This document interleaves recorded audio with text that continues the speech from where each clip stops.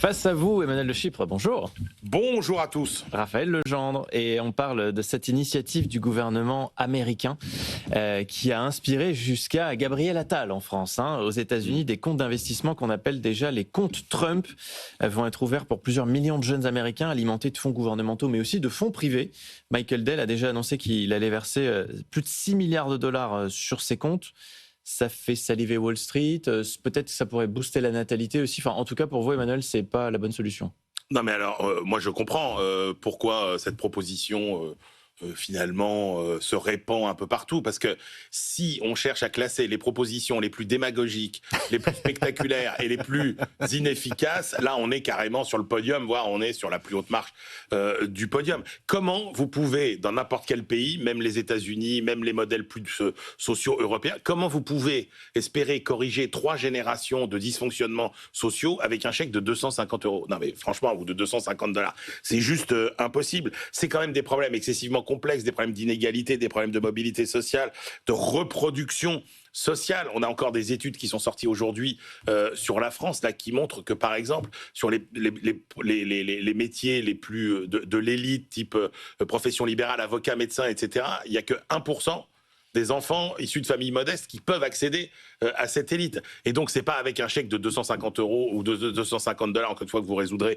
le problème. Et puis, surtout, moi, ce que je vois, c'est que tous les travaux qui ont été faits par des batteries d'économistes, il y a les études d'Arity Hamilton, il y a les études sur l'épargne automatique qui ont été faites dans les pays anglo-saxons, il y a les études qui ont été faites par Banerjee, etc., qui vous montrent toutes que la façon d'utiliser cet argent dépend très profondément de votre catégorie sociale initiale. En gros, les riches vont investir dans l'éducation, etc., et les plus modestes vont les dépenser. Donc, ça ne peut marcher éventuellement que si vous mettez en place des politiques d'accompagnement, d'utilisation de cet argent, un peu comme vous créez une cellule d'assistance pour les gagnants du loto, vous voyez, si vous êtes obligé pour pas faire de bêtises. Voilà, mais grosso modo, c'est quand même très démagogique. Non, ce qui est formidable, alors moi je suis absolument pas d'accord avec Emmanuel. Ce qui est formidable, c'est que aux États-Unis, on vous met 1000, d'abord c'est pas 250, c'est 1000 $ à la naissance. Ça c'est Trump. Pour chacun de Trump. Ça c'est Trump, 250. Absolument.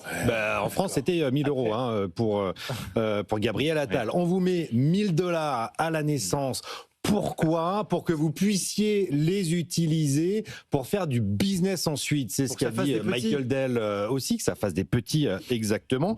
Mais c'est pour apprendre un peu à propos du système du libre marché et apprendre comment la vie fonctionne, comment les affaires fonctionnent. C'est ça la logique de Donald Trump. Alors c'est parfaitement démago. Par contre, il faut aller voir le site trumpaccounts.gov. C'est la punchline, c'est chaque compte offre aux enfants éligibles un cadeau de 1000 $ offert par Donald Trump. Quand même formidable, c'est-à-dire qu'il va quand même prendre l'argent du contribuable pour le redistribuer. Il explique que c'est lui qui distribue l'argent. Donc c'est parfaitement démagogique. Je suis tout à fait d'accord avec Emmanuel Le Chypre. Simplement derrière, on vous promet des perspectives. C'est effectivement pour faire du business, pour développer, et que cet argent va faire des petits, comme vous le dites, Erwan. Ça, tu nous vends du vent. Nous vends du vent. Peut-être que les inégalités sont plus fortes aux États-Unis. La grande différence entre les États-Unis et la France où les inégalités sont bien moindres, c'est qu'aux États-Unis, les gens se plaignent beaucoup moins et croient tous qu'ils peuvent progresser, contrairement aux Français, qui sont dans un marasme mais sauf que Raphaël, de pessimisme. C'est très bien que la France, c'est le pays Edredon. C'est-à-dire que oui... Stéphanie Stancheva l'a très bien montré dans ses études. Oui, il y a de l'assistanat, oui, il y a de la protection sociale. Donc quand tu tombes, tu te fais moins mal, mais c'est comme, encore une fois, c'est comme Edredon, c'est-à-dire qu'une fois que tu es dedans, tu peux pas remonter. Donc il n'y a pas de promotion sociale. Mais encore une fois, tous les travaux sont clairs. Je vous cite les conclusions des travaux de Banerjee et Mullen-Hattan. Ils disent quoi ? Ils disent que la pauvreté augmente la préférence pour le présent, que la pauvreté réduit les capacités d'arbitrage rationnel, que la pauvreté pousse à utiliser tout transfert financier de manière immédiate. Donc en gros, la pauvreté c'est mal, la maladie aussi, Emmanuel. Cette somme, elle est investie par les riches, elle est consommée par les pauvres. Et la conséquence directe, c'est qu'avec ce capital initial, vous renforcez encore les inégalités au lieu de les réduire. Emmanuel, rapidement, mais sur la natalité, vous ne pensez pas, vous qui êtes attaché à ça aussi, que mais ça peut... vous plaisantez, vous avez vu les efforts colossaux que la Hongrie, par exemple, a déployés pour essayer de relancer la natalité, sans succès. La dénatalité, c'est un phénomène d'une ampleur mondiale qui a des raisons extrêmement profondes, l'éducation, la contraception, l'urbanisation, etc. Il n'y a aucun pays aujourd'hui qui a réussi à lutter efficacement contre la dénatalité. Donc c'est pas avec un petit chèque de 250 € que vous allez vous mettre à faire des enfants. Alors je suis d'accord avec Emmanuel sur le fait, c'est pas un crédit d'impôt qui vous fait faire un enfant, il faut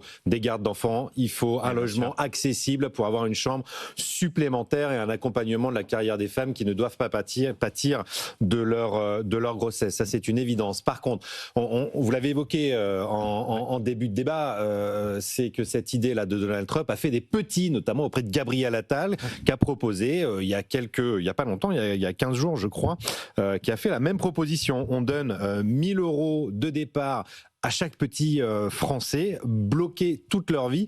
Alors, ce qui est drôle, c'est qu'aux États-Unis, c'est pour apprendre à la bourse, pour faire simple, le système du libre marché. En France, la proposition de Gabriel Attal, c'était pour la retraite. Là, on voit quand même les deux mindsets, deux salles, deux ambiances, totalement différents. Mais l'idée est quand même intéressante. Une dotation, 2 000 € pour chaque petit Français à la naissance, bloqué toute sa vie pour commencer à amorcer un début de fonds de capitalisation. Cet argent pourrait permettre de financer des entreprises françaises tout au long de la vie de ces jeunes. Pourquoi pas, j'ai envie de dire, pourquoi pas, c'est une idée. Oui, et puis permettre de commencer un début de retraite par capitalisation pour tous, car c'est ça l'enjeu des prochaines décennies. Tous les matins, le débat des éditorialistes. Merci messieurs.